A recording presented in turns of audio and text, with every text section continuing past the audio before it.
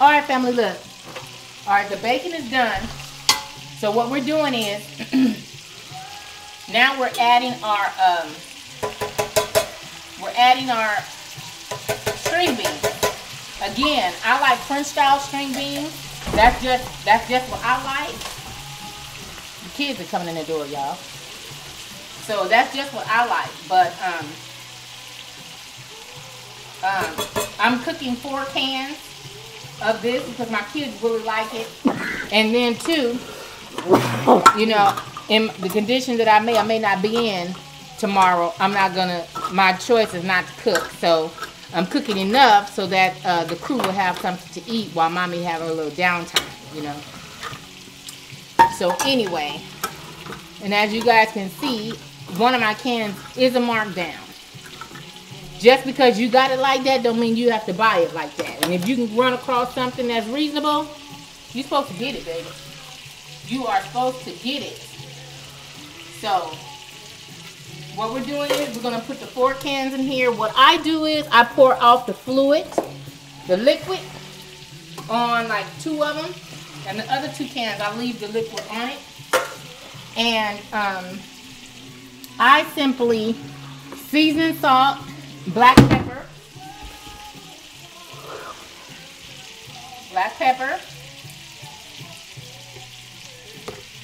and season salt.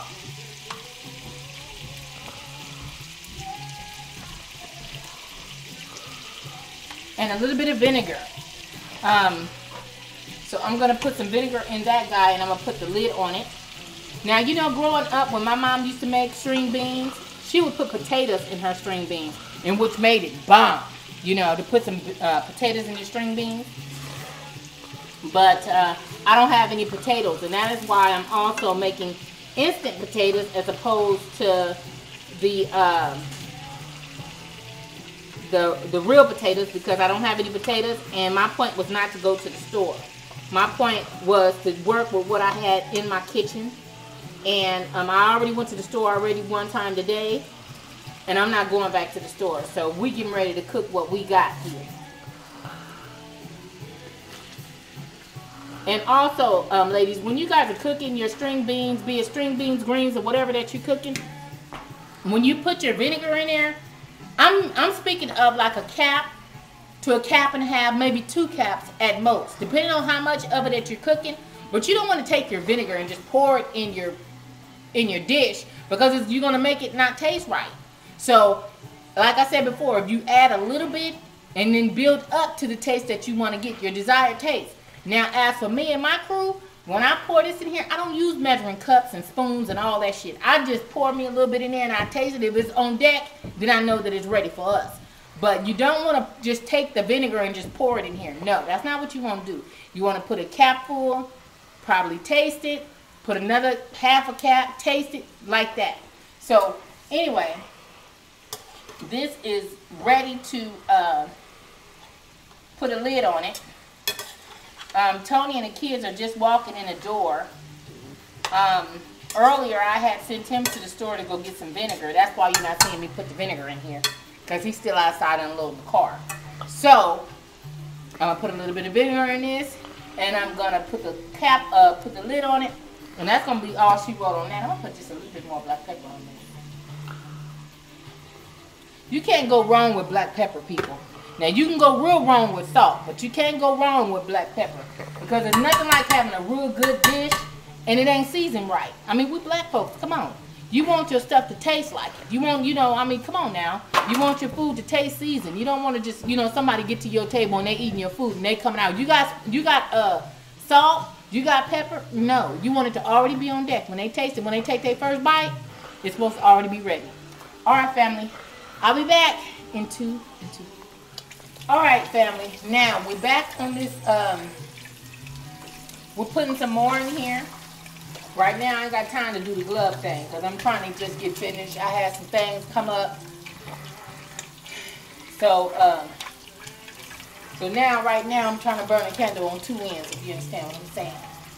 If you ladies are buying that follow me, you know where I'm coming from right now. So, being that I got some things that just come up, so now I need to hurry up and go and get finished. with this and take it to the next phase. You feel me? So right now we got our those are our last little bits of meatballs there. That's done. That's our string beans right there. Here's our meat right here. I'm going to make some gravy.